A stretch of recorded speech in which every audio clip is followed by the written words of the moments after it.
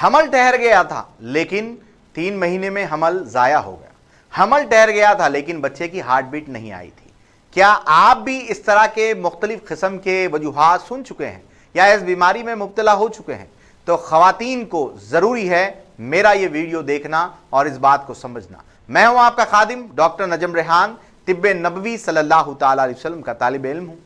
बहुत सारे ख़वातीन को यह मसला पेश आता है कि उनका हमल तो ठहर जाता है लेकिन हमल ज़ाया हो जाता है। लेकिन क्या आप जानते हैं कि इस मर्ज के अंदर खातून का 10% वजह हो सकती है लेकिन 90% वजूहात मर्द हजरात से हो सकते हैं। जी हाँ, बहुत सारे मर्द हजरात इस बात को गलत फहमी के में ले लेते हैं, इस बात को गलत तरीके से ले लेते हैं जब डॉक्टर कहता है कि आप अपना टेस्ट करवाएं। ना, बिल्कुल नहीं, ऐसा नहीं है। आप आसमान से उतारे नहीं गए हैं, आप ही इसी दुनिया में पैदा हुए हैं, तो जाहिर सी बात है दुनिया की मुख्तलिफ अमराज आपको भी लाहक हो सकते हैं। जिस तरह से आपके पेशाब में इन्फेक्शन हो सकता है उसी तरह से आपके सेमेन में भी इन्फेक्शन हो सकता है जिसे पस सेल्स कहते हैं।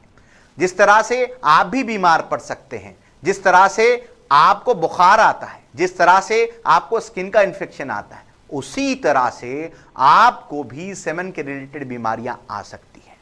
यह जरूरी नहीं है कि सेमेन में कोई मसला पेश आए तो वह नामर्दी की निशानी है, नहीं, ये बिल्कुल गलत नैरेटिव है। और यही वजह है कि आज जोड़े 10-10 साल के बावजूद जो है वो साहिब औलाद नहीं हो पाते हैं, क्योंकि ससुराल का तमाम जो प्रेशर होता है वो खातून के ऊपर होता है। या कुछ केसेस में मैंने ऐसे भी अजीब व गरीब मसाइल देखे हैं कि अगर इस तरह का कोई इन्फेक्शन मर्द में पाया जाए तो ससुराल वाले जो है इस तरह का हल्ला मचा देते हैं और इस तरह के मसाइल पैदा कर देते हैं और बिला वजह की झूठे इल्ज़ाम जो है वो हस्बैंड पर लगा देते हैं। ये दोनों ही गलत है। काबिल इलाज अमराज होते हैं, उसका इलाज करना ज़रूरी होता है। तो मर्द हजरात में पाई जाने वाली बीमारियां जो है वो मैं आपको अर्ज कर देता हूं। एक होता है एजोस्पर्मिया, एक होता है एलिगोस्पर्मिया। दोनों अहम बीमारियां हैं जिसको आम लैंग्वेज में हमारे डॉक्टर साहब को समझाने के लिए कहते हैं कि आपका काउंट कम है। कुछ केसेस में काउंट 0.00000 आता है, यानी कि बिल्कुल भी sperm concentration 0, rapid progressive rate 0, normal form 0, इस तरह का मामला होता है। अगर आप इस तरह के मर्ज में मुब्तला है तो आपको क्या करना चाहिए, ये अहम बात है। ये बिल्कुल भी ये बीमारी जो है वो मर्द बांझपन की या नामर्दी की नहीं है। ये बीमारी कहलाती है आपके स्कोटम, आपके जो खुशिये हैं उसके अंदर हाइड्रोसेल या वेरिकोसेल की बीमारी हो गई है। और इसको जब तक आप ट्रीट नहीं करेंगे, वो जो रग दब रही है, तब तक आपका सेमन जो है वो प्रॉपरली जो सेमन के अंदर जो काउंट आना चाहिए वो काउंट आपको नहीं आ पाता है। इसका इलाज मुमकिन है। सबसे पहले मैं चलता हूं ओलिगोस्पर्मिया, लो स्पर्म काउंट, जिसके अंदर होता यह है कि पेशेंट को का जो स्पर्म कंसंट्रेशन है वो कम होता है, रैपिड प्रोग्रेसिव रेट वो कम होता है, नॉर्मल फॉर्म्स कम होते हैं।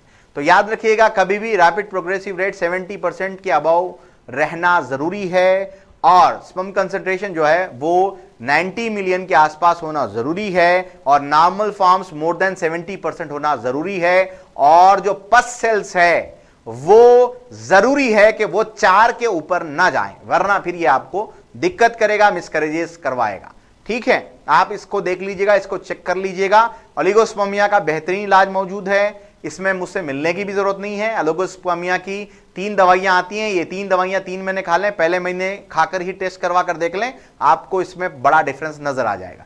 पहली दवाई का नाम है शबाबी कैप्सूल, दूसरी दवाई का नाम है शिलाजीत कैप्सूल, तीसरी दवाई का नाम है सुफूफ हयात। ये 3 अदियात आपको इस्तेमाल करना है तो इंशाअल्लाह ताला आपको इससे फायदा होगा। मजीद कोई डाउट है तो आप मुझे हिंदुस्तान के मुख्तलिफ क्लिनिक्स पर इसी पेज पर अपडेट देखकर मुझसे मुलाकात कर सकते हैं। अब चलता हूं मैं एजोस्पर्मिया की बीमारी की तरफ। अगर आपका काउंट 0.0000 है तो सबसे पहले आपको स्कॉटम का स्कैन करवाना पड़ेगा। अगर उसमें हाइड्रोसेल है या वेरिकोसेल है वो रिपोर्ट लेकर आना पड़ेगा। फिर उसको देखते हुए हर महीना दवा चेंज कर आपका इलाज करवाना पड़ेगा। तो ये मर्दाना बांझपन की मुख्तलिफ वजूहात होती है, इसमें घबराने, परेशान होने या गैर गलत शगो शबात में मुब्तला होने की जरूरत नहीं है। ये काबिल इलाज मर्ज है। डॉक्टर नजम रेहान से अब आप ऑनलाइन कंसल्टेशन कर सकते हैं। डॉक्टर नजम रेहान का ऑनलाइन ऐप आप गूगल प्ले से डाउनलोड करें। डॉक्टर नजम रेहान के सिलेक्ट डॉक्टर ऑप्शन पर क्लिक करें। अवेलेबल स्लॉट को चूज़ करें और पेमेंट करें। इसके बाद आपका कंसल्टेशन स्टार्ट हो जाएगा।